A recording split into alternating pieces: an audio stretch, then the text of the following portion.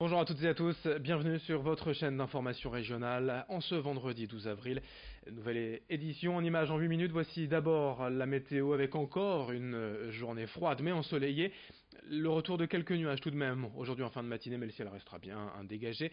Un temps sec, ensoleillé, mais toujours aussi frais, voire même froid. Avec 9 degrés aujourd'hui à Boulogne, à Calais ou à Dunkerque, 10 à Saint-Omer et au Touquet, 11 degrés à Lille, et le vent de nord, le flux continental qui continue d'apporter cette fraîcheur, ce temps froid malgré le soleil. Ce sera encore le cas ce week-end pour toute la fin de semaine. On en reparle bien sûr après ce journal. Dans cette édition d'abord, l'incontournable Paris-Roubaix, la 117e édition ce dimanche. Au menu des coureurs, je vous le rappelle, 257 km dont 54,5 de pavés sur 29 secteurs. On l'a vu, la météo devrait être favorable avec un temps sec, plus de poussière que de boue pour cette édition 2019. Comme toujours, il y aura foule autour des secteurs mythiques d'Arambert, du carrefour de l'Arbre, mais au fil du parcours, d'autres pavés méritent aussi l'attention du public pour assister de près au spectacle, tranquillement sans être oppressé. Certains pavés offrent une très belle vue sur la course. On écoute le conseil de François Doulcier, le président de l'association Les Amis de Paris-Roubaix, interrogé par Lucille Constant. Il y a les secteurs très connus et médiatiques comme Mont-Saint-Pével et le carrefour de l'Arbre, mais entre deux, il y a par exemple celui d'Envelin, le Pont Thibault, qui est très très bien, qui est assez technique, qui est difficile, qui est peut-être un peu moins médiatique, mais qui est, à mon avis, qui est un très beau secteur pour les spectateurs. Et après, il y a aussi celui entre Sizouin et Bourguel, qui est aussi moins médiatique, mais qui est tout aussi beau, qui est aussi difficile à négocier pour les coureurs. Et en plus, on peut les voir de loin, puisqu'on peut être sur un espèce de promontoire. Donc pour moi, c'est assez intéressant pour celui qui veut un peu varier par rapport, bien sûr, aux secteurs qui sont les plus connus. L'actualité sociale également avec les manifestations des retraités hier dans la région, sur le littoral et à Lille. Des centaines de personnes dans les rues pour dénoncer la baisse de leur pouvoir d'achat, la perte d'autonomie. Les retraités s'estiment sanctionnés depuis plusieurs années par les différents gouvernements. Depuis 6 ans, leurs pensions n'ont presque pas été augmentées alors que l'inflation, elle continue de progresser. Bien sûr, le responsable retraite de la CGT dans le Nord, joint par téléphone. Une population plus vieillissante, plus fragile, y compris avec beaucoup de difficultés, comme par exemple l'accès au transport ou l'accès aux services publics. Le service public de proximité pour beaucoup sont de plus en plus supprimés. Donc un éloignement des services publics qui oblige les retraités à prendre un véhicule quand ils en ont un, ou alors à avoir recours plus exactement à un parent, un ami, etc., pour faire des opérations.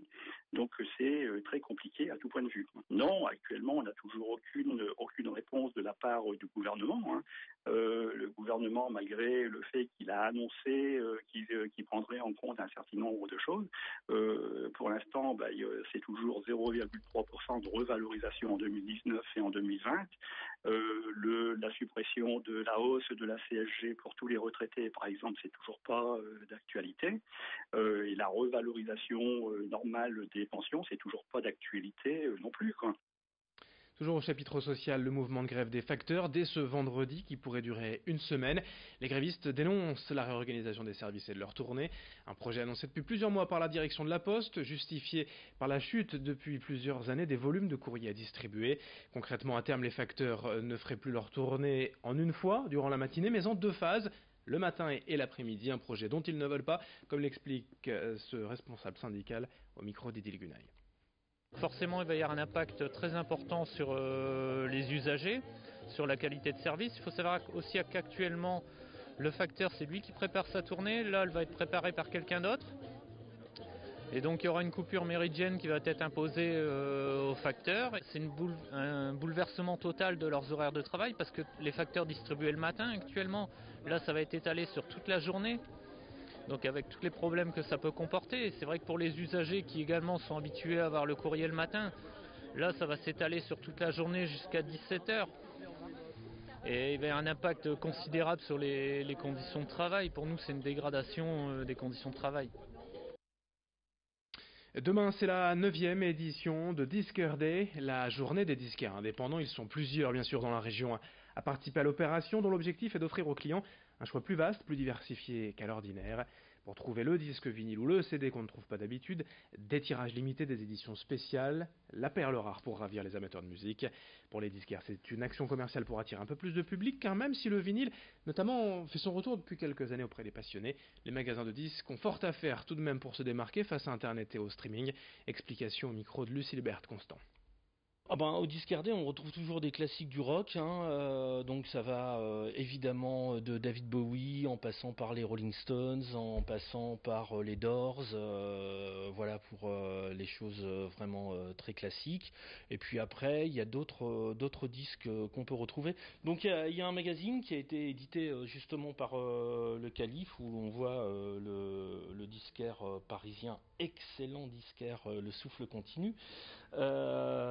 Donc qui explique un peu les différentes références. Le magazine est gratuit évidemment, il est disponible dans les magasins et dans quelques lieux dans l'île où on en a déposé, mes collègues et moi.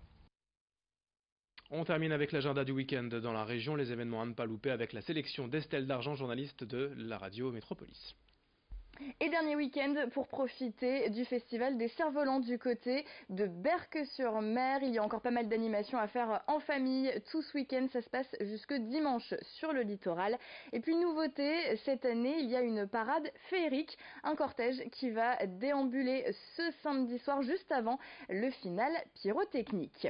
Un bon plan aussi pour les gourmands du côté de Tourcoing. Il y a Chocopalace.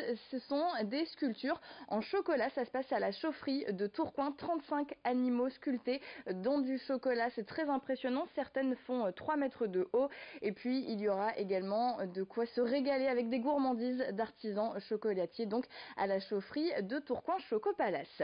On termine avec un bon plan pour les amateurs de musique, il y a le Music Market du côté de l'Aéronef à Lille, une sorte de grande braderie avec des instruments neufs ou d'occasion, mais aussi du matériel audio. Voilà, maintenant vous avez le choix et nous on vous souhaite un excellent week-end. Un très bon week-end à vous Estelle et à toutes et à tous. Merci de votre fidélité. L'info continue dans un instant.